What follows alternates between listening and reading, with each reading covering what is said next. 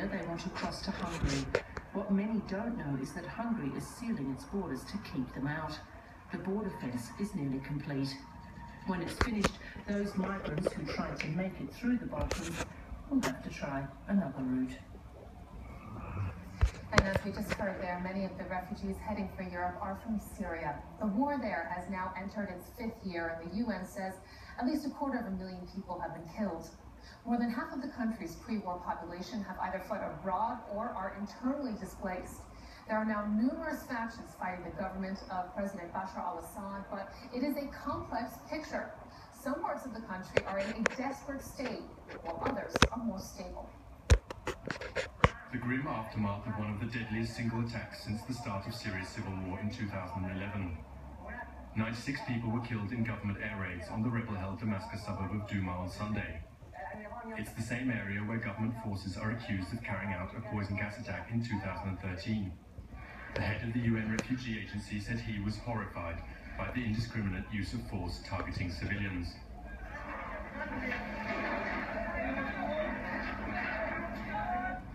It's this enduring chaos that has forced millions of Syrians to flee their homes. Norway's TV2 visited the city of Tel Abyad on Syria's border with Turkey. It's the center of a region where 250,000 people, many of them Kurds, lived under Islamic State control until late June. While daily life in Tel Abyad is slowly getting back to normal, reminders of the horrors of life under Islamic State are still abundant. They beheaded people here, then they placed their heads on this barrel. Some were decapitated, others were whipped and beaten, while others just had to sit here as punishment.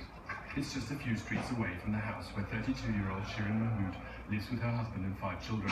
I didn't leave the house. I didn't want them to see me. Many women were taken and beaten because they weren't dressed properly.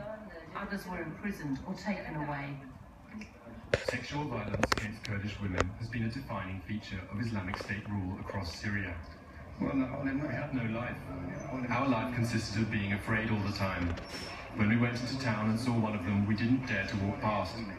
We were afraid of being stopped. We didn't know what might happen. For now, the family can once again enjoy everyday life. But the peace in Tel Abyad is still far from secure. As Turkey continues to target Kurdish forces in the region, a return to IS control is still not out of the question. Well, now we head to some other stories making the news around the world. South Sudan's President Salva Kiir has refused to sign a deal reached with rebel leader Riek Machar during peace talks in the Ethiopian capital, Addis Ababa. Kiir says that he needs more time before signing. The Central African country has been at war since December 2013. The U.S. has urged the warring factions to reach a deal by today or face sanctions. At least 10 people have been killed in an upsurge in fighting in several areas of eastern Ukraine. This is the highest single-day death toll in more than a month. Both Kiev and the Russian-backed rebels accuse each other of inflaming the situation. You're watching DW News. Still to come on the program.